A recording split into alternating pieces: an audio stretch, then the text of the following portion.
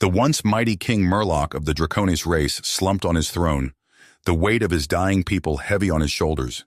His kingdom teetered on the brink of oblivion, undone by a critical error in their genetic engineering program that had caused widespread infertility and crashing birth rates. The proud Draconis, who had unlocked the secrets of the genome and shaped life itself, now faced extinction by their own hand. Desperate times called for desperate measures. Against the vehement objections of his council, Murloc resolved to undertake a risky solo mission to Earth, a primitive backwater planet he believed might hold the key to his species' survival. The diverse human gene pool could provide the fresh DNA needed to revitalize the Draconis genome and reverse their catastrophic decline. Murloc pored over the covert intelligence reports on Earth, marveling at humanity's resilience and adaptability despite their technological inferiority. These primates had spread to every corner of their world, thriving in climates and conditions that would crush a lesser species. Seeking aid from such primitives would be seen as ultimate betrayal by many Draconis, but Murloc was determined to do whatever it took to save his people from the abyss. He would find the human called Dr. Alan Carter, a brilliant geneticist whose research, if the reports were accurate, verged on the revolutionary. Carter was the key, even if the human governments that constrained his work were too short-sighted to realize it. As Murloc's sleek vessel sliced through Earth's atmosphere, undetected by the planet's laughably primitive sensor nets, the desperate king steeled himself for the confrontation to come. He would have to convince Carter to aid him, to take a leap of faith and trust an alien being with the future of both their races. The survival of the Draconis, and perhaps the future of all life in the galaxy, hung in the balance, and it would all rest on the choices of one remarkable human. As Murloc stepped off his ship onto the tarmac of the secure government facility, a phalanx of heavily armed soldiers surrounded him, weapons trained on his every move. The alien king held up his hands in a universal gesture of peace, but the humans' suspicion was palpable. They escorted him at gunpoint into a stark interrogation room, where a grim-faced man in a crisp suit awaited him. The interrogator wasted no time with pleasantries. "State your purpose here, alien, and don't try any of your tricks." Murloc met the man's resolute expression. "I come seeking aid for my dying people. We have made a terrible mistake and now face extinction. I believe your species may hold the key to our salvation." The agent scoffed. "And why should we help you? For all we know, this could be some kind of invasion ploy." Just then, the door opened and a man in a white lab coat entered. Dr. Alan Carter. "Gentlemen, please, this is not how we treat a visitor, especially one who has come to us in good faith." Alan turned to Murloc, his eyes alight with curiosity. "I apologize for the rough welcome, Your Majesty. I'm Dr. Alan Carter. I've been following your case with great interest." Murloc inclined his head. "Dr. Carter, your reputation precedes you. I believe you may be the only one on this planet who can help my people." As the interrogator sputtered objections, Alan held up a hand. "I insist on a private conversation with our guest. I believe we have much to discuss." Reluctantly, the agent withdrew, leaving Alan and Murloc alone. The alien king wasted no time in sharing the dire details of his people's plight, the genetic mistake that had left them unable to reproduce, their dwindling numbers, the chaos that threatened to consume their once great civilization. Alan listened intently, his mind racing with the implications. "You believe human DNA could provide the missing pieces to repair your genome?" Murloc nodded. "Your species' adaptability and diversity are unparalleled. If we could find a way to incorporate those traits into our own genetics, it could save the Draconis from oblivion." The scientist leaned forward, a gleam in his eye. "The potential for both our peoples is staggering. An alliance between human ingenuity and Draconis technology could propel us forward by centuries." Murloc smiled thinly. "I had hoped you would see the opportunity, Doctor. As a show of goodwill, I offer you this." He tapped a few commands into a device on his wrist, and a holographic display sprang to life, filled with complex equations and diagrams. Alan's jaw dropped as he scanned the wealth of scientific knowledge before him. Breakthroughs in medicine, energy, materials, science, advancements that could revolutionize human society almost overnight. Incredible, he breathed. With this knowledge, we could... Just then, the door burst open, and a group of soldiers stormed in, led by a grizzled man in a general's uniform. General Thaddeus Rex glared at Murlock with undisguised hostility. "Dr. Carter, you are not authorized to negotiate with this creature," Rex growled. "This alien poses a clear threat to global security. We cannot allow it to roam free." Alan squared his shoulders, meeting the general's glare. "With respect, sir, I believe King Murlock represents an unparalleled opportunity for peaceful cooperation and the advancement of our species." Rex sneered. "You're too naive, Doctor. This thing comes from a civilization centuries beyond us. Its very presence could destabilize the global balance of power. We must neutralize the threat and secure its technology for ourselves." As the soldiers aimed their weapons at Murlock, the alien king felt a sinking realization that these humans might prove to be adversaries rather than allies. The survival of his people, and any hope of peaceful cooperation between their species, now hung by the most precarious of threads. The tension in the room crackled like static electricity. Dr. Alan Carter stood his ground, facing down General Thaddeus Rex's glare with unwavering willpower.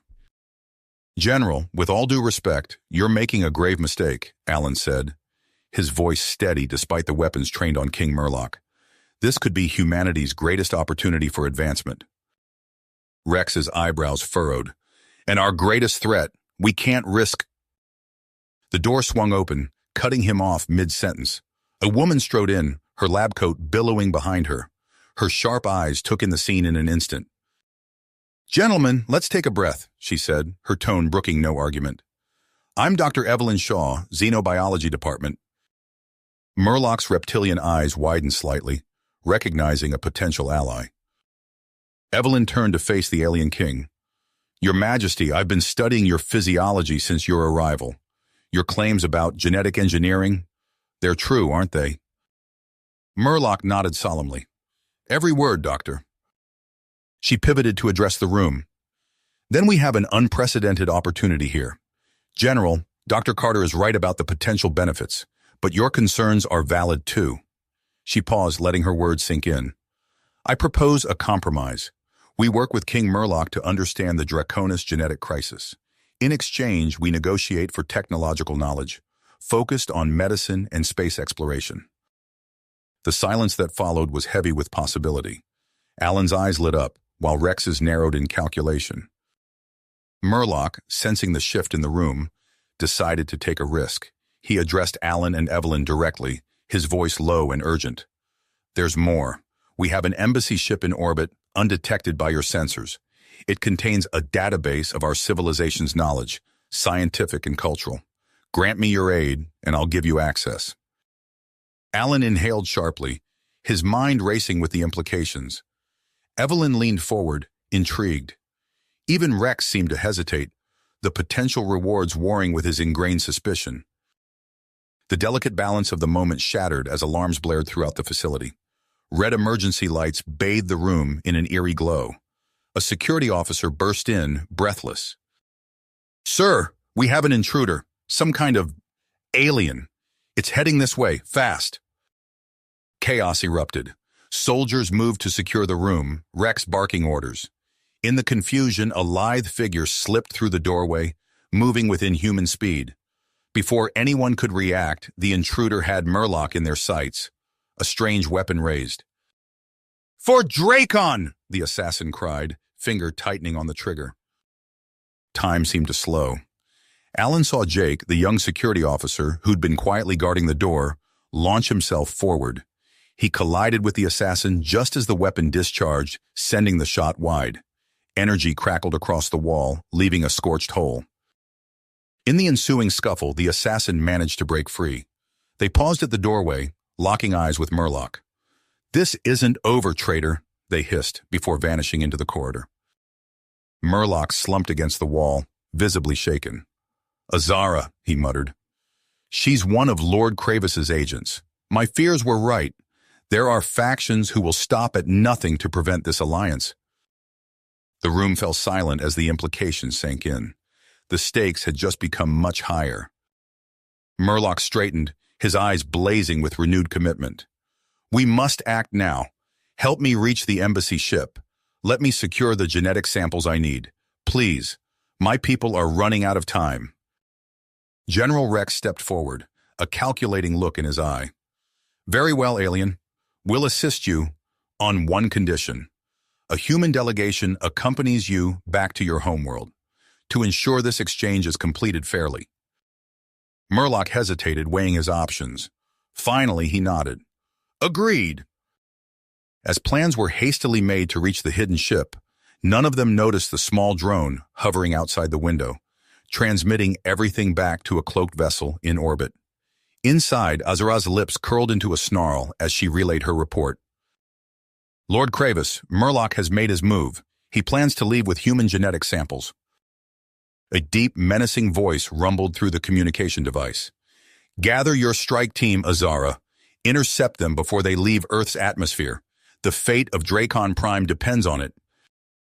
Azara's eyes gleamed with anticipation. "As you command, my lord." As Azara's transmission faded, the makeshift alliance aboard the Earth facility sprang into action. Dr. Alan Carter and Dr. Evelyn Shaw gathered essential equipment and data drives, while Captain Jake Hernandez coordinated with his security team. King Murloc input the embassy ship's coordinates into a sleek handheld device, its holographic display pulsing with alien script. General Rex's resolute expression swept over the assembled group. "Remember, you're not just scientists on a field trip. You represent humanity's interest. Don't let your guard down." The prototype spacecraft shuddered as it broke through Earth's atmosphere. Alan's fist clenched as he gripped his seat, the G-forces pressing him back.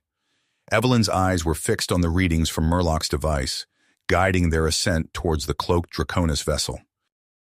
"There," Murloc said, gesturing to a seemingly empty stretch of space. "Disable your craft's thrusters. The ship's tractor beam will guide us in." As if on cue, their vessel slowed, enveloped by an unseen force. The embassy ship shimmered into view, its massive form dwarfing their craft. Sleek curves of an iridescent material caught the starlight, creating a dazzling display. They docked with a gentle thud. As the airlock cycled, Jake positioned himself at the front, hand resting on his sidearm. The door slid open with a soft hiss, revealing a corridor bathed in a pale blue light. Murloc led them deeper into the ship, past chambers filled with pulsating crystals and holographic displays that seemed to float in midair. Alan and Evelyn exchanged looks of wonder, barely containing their excitement at each new marvel. "The main database is just ahead," Murloc said, his voice tinged with pride. "From there, we can begin the knowledge transfer and—" A deafening explosion rocked the ship. Alarms blared as emergency lighting bathed everything in a harsh red glow. Jake's radio crackled to life, filled with the sounds of weapons fire and panicked shouts. "We're under attack," a voice yelled. "Multiple hostiles, using advanced tech." Murloc's eyes widened in realization. "Azara," he hissed. "She's found us." The ship lurched violently, sending them stumbling. Through a nearby viewport, Alan caught a glimpse of Earth. Impossibly close. They were falling out of orbit. "We need to get to the bridge," Murloc said urgently. "It's our only chance to regain control." As they raced through the corridors, the sounds of battle grew closer. Jake took point, his weapon at the ready. They rounded a corner and found themselves face to face with a group of Draconis warriors, their scales gleaming beneath sleek armor. At their center stood a towering figure, his presence radiating authority and menace. Lord Kravis fixed Murloc with a look of pure contempt. "You dare bring these vermin aboard our sacred vessel?" Kravis snarled. "You would pollute our bloodlines with their primitive genetics?" Murloc stepped forward, his voice steady despite the chaos around them. "Our people are dying, Kravis. These humans may be our only hope for survival." Kravis's laugh was cold and mirthless. "Then perhaps we deserve extinction." He raised a weapon, its barrel glowing with almost unchecked energy. "I'll cleanse this ship of your treachery, starting with these." Time seemed to slow as Kravis took aim at the humans. Jake moved to shield Alan and Evelyn, but Murloc was faster. The Draconis King tackled Kravis, sending the shot wide. It impacted a nearby control panel, showering the corridor with sparks. As Murloc and Crevice grappled, their respective forces clashed around them. Jake and the human security detail engaged Azara's strike team, the confined space of the corridor working to their advantage against the Draconis' superior weaponry. Alan and Evelyn found themselves pinned down behind a row of storage canisters. The ship shuddered again, more violently this time. Through a nearby window, they could see the curvature of Earth growing larger by the second. "We're entering the upper atmosphere," Evelyn shouted over the din of battle. "If we don't stabilize our trajectory soon, we'll burn up on re-entry." Alan's eyes darted between the raging firefight and the looming planet below. Their mission, their lives, and perhaps the fate of two civilizations hung in the balance. With the ship plummeting towards Earth and chaos erupting all around them, time was running out. The world spun as Alan's eyes fluttered open. Acrid smoke filled his lungs, and he coughed violently. Twisted metal groaned around him as he struggled to focus. "Dr. Carter!" Jake's voice cut through the haze. "Can you move?" Alan tested his limbs, wincing at the pain but finding nothing broken. "I'm okay," he managed, his voice hoarse. "Evelyn?" A groan from nearby answered his question. Dr. Shaw was already pushing herself up, a trickle of blood running down her forehead. "We made it," she said, her eyes wide with disbelief as she took in their surroundings. The spacecraft lay in ruins, half buried in golden sand. Through a shattered viewport, Alan glimpsed an endless expanse of desert stretching to the horizon. They had crash-landed, but where? Jake helped them to their feet, his military training evident in his calm efficiency. "We need to get out of here," he said, gesturing to a flickering control panel. "No telling how stable this wreck is." As they stumbled towards the emergency hatch, a shadow fell across the sand outside. Alan's heart sank as he recognized the sleek silhouettes of Draconis warriors. Azara's strike team had found them. The hatch hissed open, and they emerged into the sweltering heat. Immediately, alien weapons trained on them from all sides. Azara stepped forward, her scales glinting in the harsh sunlight. "Surrender now," she snarled, "and your deaths will be quick." Alan raised his hand slowly, mind racing for a way out of this. But before he could speak, a familiar voice rang out.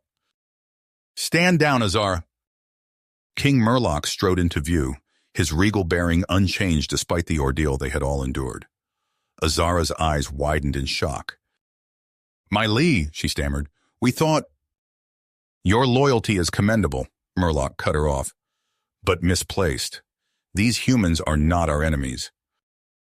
Azara hesitated, her weapon still raised.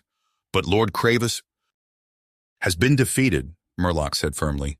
"His actions nearly doomed us all. We must forge a new path." The tension in the air was palpable as Azara weighed her options. Finally, with visible reluctance, she lowered her weapon. The other Draconis warriors followed suit. Before anyone could speak further, the whine of engines filled the air. A fleet of military helicopters appeared on the horizon, kicking up clouds of sand as they approached. General Rex's forces had arrived. What followed was a tense standoff. Human soldiers poured out of the choppers, weapons at the ready. The Draconis warriors hissed, tails lashing in agitation. It would take only one wrong move to ignite a bloodbath. Murloc surveyed the scene, his expression grave. With deliberate slowness, he stepped forward and placed his ornate weapon on the ground. "I surrender myself into human custody," he announced, his voice carrying across the desert.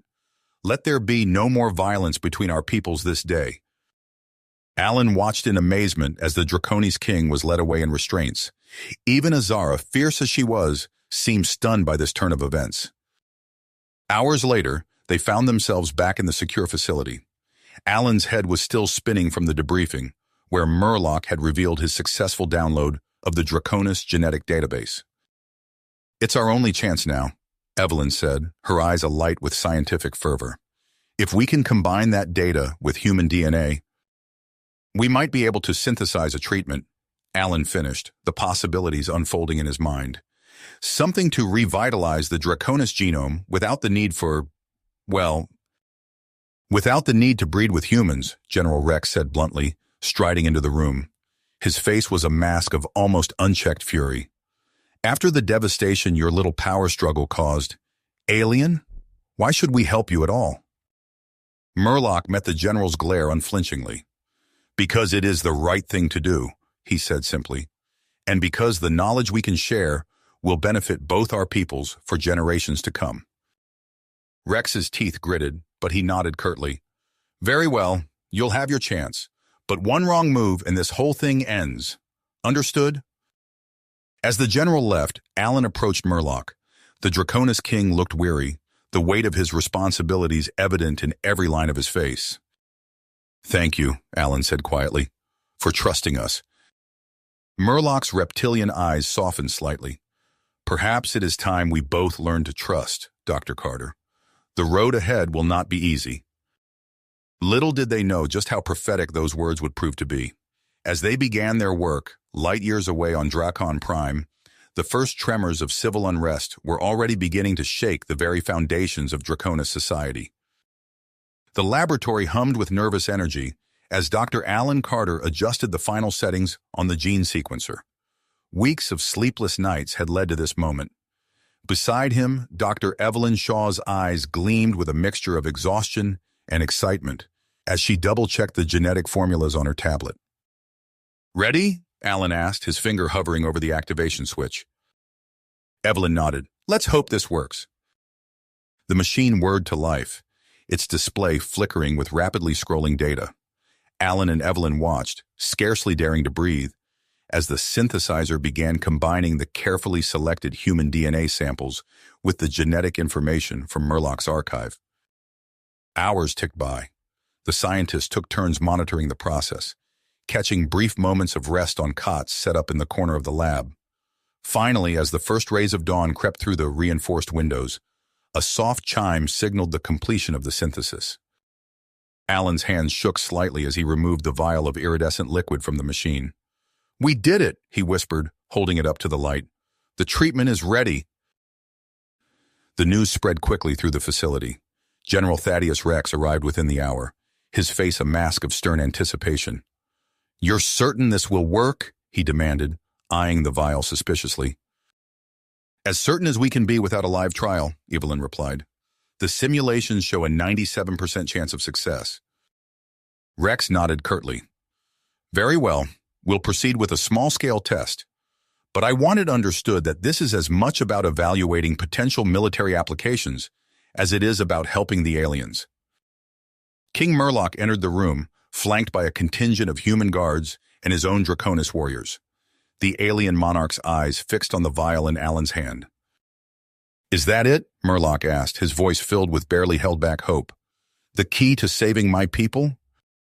Before Alan could respond, Azara stepped forward, her scales overflowing with agitation. My king, you cannot seriously consider using this human concoction, she hissed. It's an abomination. Murloc silenced her with a raised hand. I will be the first test subject, he declared, his gaze unwavering. The room erupted into chaos. Azara and the other warriors protested vehemently, while General Rex barked orders to his security team. Above it all, Murloc's voice rang out. Enough! The decision is made. As the treatment was prepared, Alan couldn't help but feel a twinge of admiration for the alien king's courage. Murloc reclined on a specially designed medical bed, his reptilian features set in steadfast perseverance. Whatever happens, Murloc said softly, know that I am grateful for your efforts. Alan nodded, then pressed the injector against Murloc's scaled arm. The iridescent liquid flowed into the alien's veins. For a moment, nothing happened. Then Murloc's body went rigid, his back arching off the bed. A scream of agony tore from his throat as his very cellular structure began to change. Azara lunged forward, only to be restrained by human guards. What have you done to him? She snarled. Alan could only watch helplessly as Murloc thrashed and convulsed. The alien king's eyes rolled back, unfocused and distant. In Murloc's mind, visions of Dracon Prime flashed before him. He saw the once verdant world withering, its population dwindling. The weight of his responsibility crashed down upon him anew, fueling his purpose to endure the excruciating pain. Minutes stretched into hours. The medical team worked frantically to stabilize Murlock's vital signs as his body underwent its transformation. Alan paced nervously, second-guessing every calculation and decision that had led to this moment. Just when it seemed the treatment might fail, Murlock's convulsions began to subside. His breathing steadied, and color returned to his scales. Slowly, the alien king's eyes fluttered open. "How do you feel?" Evelyn asked, leaning in to examine him. Murlock sat up, flexing his clawed hands experimentally. A look of wonder spread across his face. "I feel renewed," he said, his voice filled with awe. "The genetic degradation, it's gone. I can sense it." The tension in the room dissolved into cautious celebration. Even General Rex allowed himself a small smile of satisfaction. But as the initial elation faded, the reality of their situation set in. Murlock turned to Alan, his eyes filled with renewed purpose. "We must produce enough treatment for all my people," he insisted. "Every moment we delay, more Draconis suffer." Rex's expression hardened. "Not so fast, Your Majesty. This treatment represents a significant investment of resources and knowledge. We'll need something in return." "What do you want?" Murlock asked, wariness creeping into his voice. "Everything," Rex replied coldly. "Your entire scientific database. All of it." Murlock hesitated, the weight of the decision evident in his posture. To give up millennia of Draconis knowledge was no small thing, but as he looked at the vial that had saved him, he knew he had no choice. "Agreed," Murlock said finally. "For the sake of my people, I accept your terms." As plans were made to ramp up production of the treatment, none of them noticed Azura slipping away, her eyes blazing with fanatic dedication. The warrior had made her decision. If Murlock would not protect their species' purity, she would take matters into her own hands. In the shadows of the facility, Azura gathered her most loyal followers. "Prepare yourselves," she whispered. "Tonight, we free Lord Kravis and put an end to this madness." The stage was set for a confrontation that would shape the future of both species. The facility erupted into chaos as Azara's followers stormed the labs. Alarms blared, and security teams scrambled to contain the situation. In the midst of the mayhem, King Murlock's eyes narrowed with fierce dedication. "We have no choice," he said, turning to General Rex. "My warriors must be treated immediately if we're to prevent total collapse on Dracon Prime." Rex's mind focused, but he nodded curtly. "Do it, but they remain under guard at all times." As Murlock began administering the genetic treatment to Azara and her loyal soldiers, Alan and Evelyn worked feverishly to produce more of the life-saving serum. The screams of the Draconis warriors echoed through the halls as their bodies underwent excruciating transformation. Hours later, Azura emerged from her medical pod, scales gleaming with renewed vitality. She flexed her claws, a predatory gleam in her eyes. "I feel reborn," she hissed. But her next words sent a chill through the room. "Now, we claim what is rightfully ours." Before anyone could react, Azara's rejuvenated forces moved with lightning speed, seizing control of the remaining treatment supplies. Human soldiers raised their weapons, fingers hovering over triggers. "Stand down, Azara," Murlock commanded, his voice cutting through the tension. The warrior turned to face her king, defiance etched in every scale. "This treatment must be reserved for true Draconis," she snarled, "not diluted by human taint." Alan stepped forward, hands raised placatingly. "Please, there's enough for everyone. We can save your entire species if we work together." Azara's tail lashed furiously. "Silence, human! This is not your concern."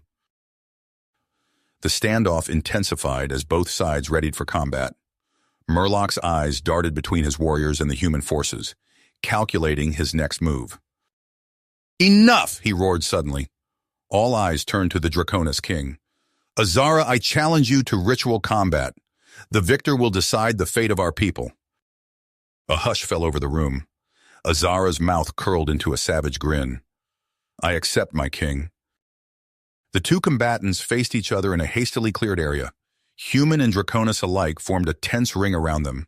At an unseen signal, they lunged at each other, claws flashing and tails whipping with deadly precision. The fight was brutal and swift. Murloc and Azara traded vicious blows, their newly revitalized bodies pushing beyond normal limits. Blood spattered the floor as scales were torn and flesh rent. In the end, it was Murloc who stood victorious, his foot planted firmly on Azara's heaving chest. "Do you yield?" he growled. Azara's eyes blazed with fury, but she nodded once. "I yield, my king." As Murloc helped her to her feet, he addressed the assembled crowd. "We are one people. The treatment will be used for all Draconis to ensure our survival and forge a new future alongside humanity."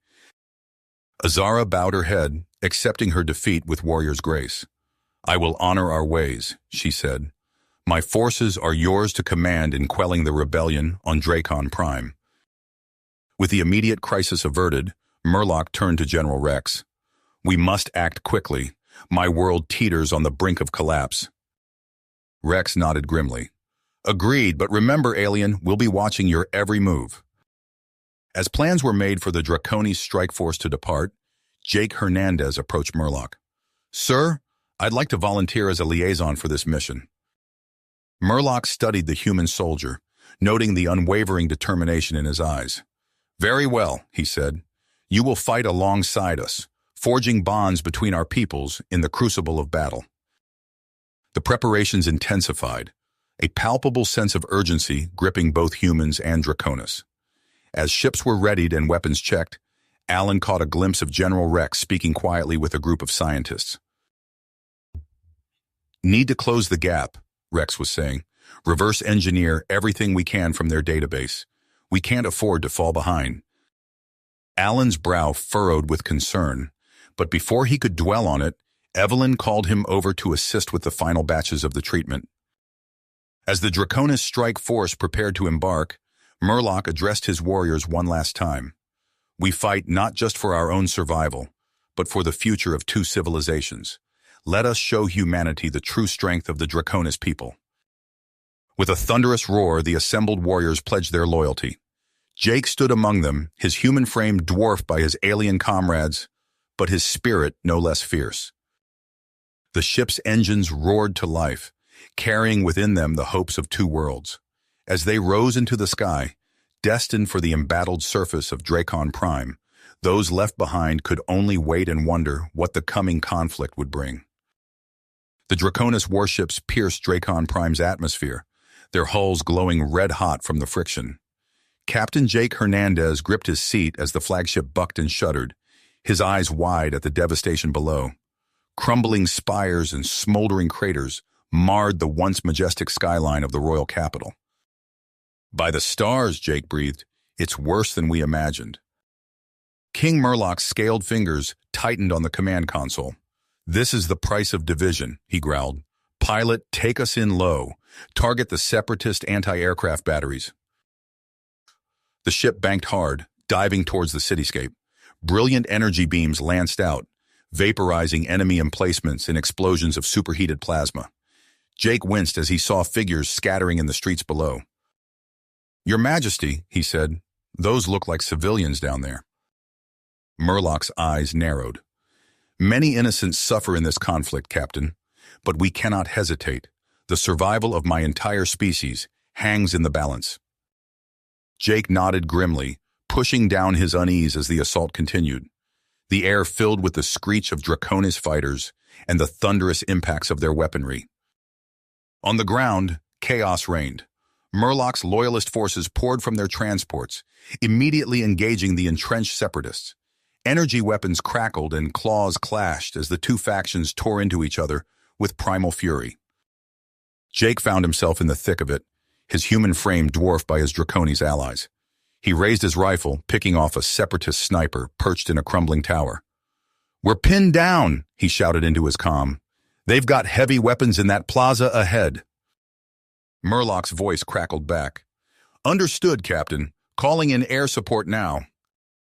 Sleek Draconis fighters screamed overhead, their weapons blazing. The separatist stronghold erupted in a massive fireball, sending debris raining down on the embattled forces below. As they pushed deeper into the city, Jake caught glimpses of terrified civilians cowering in bombed-out buildings. A young Draconis, scales still soft with youth, stared at him with wide, frightened eyes. Jake's heart clenched, but he forced himself to press on. The assault on the royal palace was a meat grinder. Azara's fanatics fought with suicidal dedication, turning every corridor and chamber into a kill zone. Jake's uniform was soon stained with both human red and draconis green as he fought alongside his alien comrades. "We can't break through," Lady Shara snarled, her scales jam-packed with frustration. "Their defenses are too strong." Jake tapped his comm. "This is Captain Hernandez to General Rex. We need support to crack this nut. Requesting orbital strike, danger close." There was a moment of tense silence before Rex's gruff voice responded. "Acknowledged, Captain. Coordinates received. Brace for impact." The sky lit up as lances of superheated plasma rained down from human ships in orbit. The palace shuddered, great chunks of masonry collapsing as precision strikes dismantled key defensive positions. "Now," Murloc roared, "push forward." They surged into the breach, Jake's rifle chattering as he provided covering fire. Murloc led the charge, his newly rejuvenated body moving with fluid grace as he cut down separatist after separatist. In the throne room they found Azara, her eyes blazing with fanatic zeal. "Traitor!" she spat at Murloc. "You would defile our people with human taint." "I would save them," Murloc countered. "Stand down, Azara, it's over." But the separatist leader was beyond reason. With a feral scream, she hurled herself at Jake, seeing him as the embodiment of everything she hated. Her claws raked across his chest, shredding armor and flesh alike. Jake stumbled back, his vision blurring as blood poured from the grievous wound. He saw Murloc tackle Azara, the two draconis rolling across the floor in a deadly grapple. Then darkness claimed him. He awoke to the sensation of liquid fire coursing through his veins. Jake's eyes snapped open to see Murloc standing over him, an empty injector in his clawed hand. "What?" Jake gasped. "The treatment," Murloc said softly. "You've earned it, my friend." As Jake's body convulsed with the cellular transformation, he saw Azara bound and subdued nearby. Murloc turned to address a hollow projector, his voice ringing out across the war-torn planet. "People of Draken Prime," the king declared, "the capital is secure. The separatist threat is ended. Now we must come together, not as factions, but as one people. The human genetic treatment has saved us from extinction. Let us embrace this gift and forge a new future alongside our Earth allies." Jake struggled to his feet, marveling at the new strength flowing through him. As Murloc's broadcast continued, the human captain realized this was only the beginning. The real work of rebuilding, both the Draconis civilization and the fledgling alliance with humanity, was just beginning. Jake Hernandez flexed his newly transformed muscles, marveling at the strength coursing through his body. The genetic treatment had worked its miracle, saving his life and granting him abilities he'd never dreamed possible. But as he surveyed the ruins of the Draconis capital, he knew the real challenges were just beginning. King Murloc wasted no time. Within days of securing the royal palace, he'd established a vast network of treatment centers across Draken Prime. Jake watched as countless Draconis received the life-saving injections, their scales regaining luster and vitality. "It's working," Jake said, turning to Lady Shara as they observed a group of newly treated civilians. "We're actually reversing the damage." Shiara's eyes narrowed. "Yes, but at what cost?" She gestured to a nearby street where a squad of Murloc's soldiers forcibly escorted a group of resistors to a treatment facility. "Not everyone sees this as salvation." Jake frowned, unease churning in his gut. He'd seen the growing discontent as Murloc's tactics grew increasingly heavy-handed. The king's earlier pleas for unity seemed hollow in the face of mass arrests and forced treatments.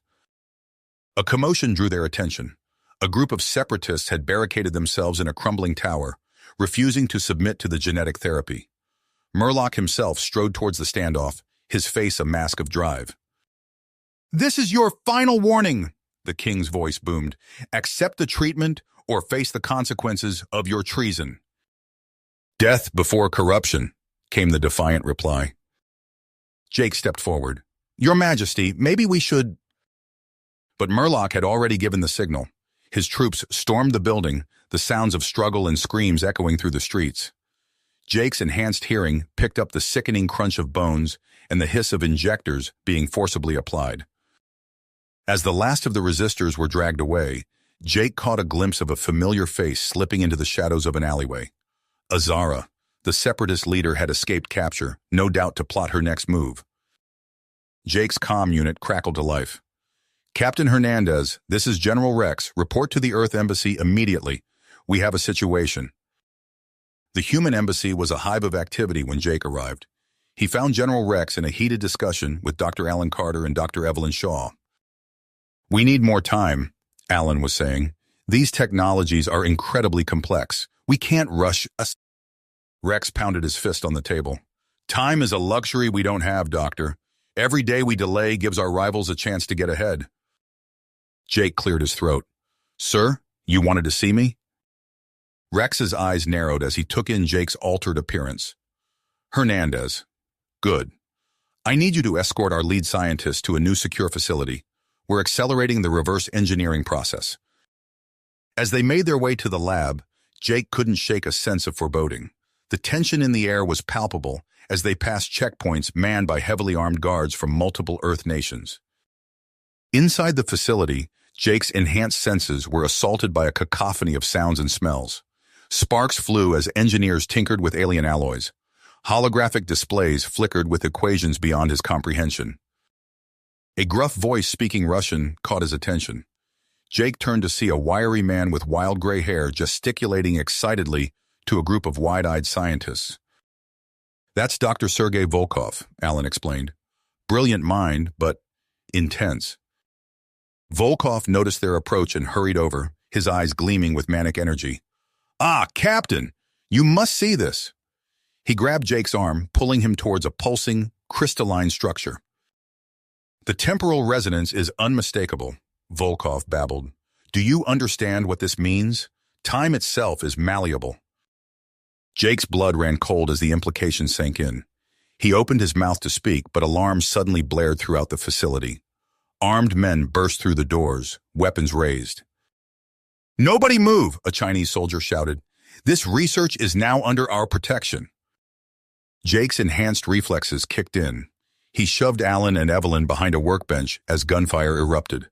Through the chaos, he glimpsed American and Russian forces pouring in from other entrances. "This is madness," Jake shouted over the din. "We need to get word to Murloc." As if in answer to his plea, the far wall exploded inward. Through the settling dust strode King Murloc himself, flanked by a squad of his fiercest warriors. "Enough!" the Draconis king roared, his voice cutting through the mayhem. "You will all stand down or face the consequences of your short-sightedness." The human soldiers hesitated, weapons still raised. Jake saw fingers tightening on triggers, a powder keg ready to ignite. Murloc's eyes swept the room, locking onto Jake. With a subtle nod, the king began to speak. "People of Earth," he intoned, his voice carrying an undercurrent of pain and regret. "I come to you not as a conqueror, but as one who has walked the path you now contemplate." Murloc's voice reverberated through the tense laboratory, but his words were drowned out by a deafening explosion. The far wall of the facility crumbled, revealing a squad of Draconis warriors led by Lady Shira. "Secure the humans," Shira commanded, her scales gleaming in the flickering emergency lights. Jake's enhanced reflexes kicked in. He grabbed Alan and Evelyn, pulling them behind a reinforced console. "Stay down," he ordered, raising his weapon. The air filled with energy blasts and the acrid smell of ozone. Human guards exchanged fire with Shira's forces, their weapons seeming pitifully inadequate against Draconis technology. Murloc roared in frustration.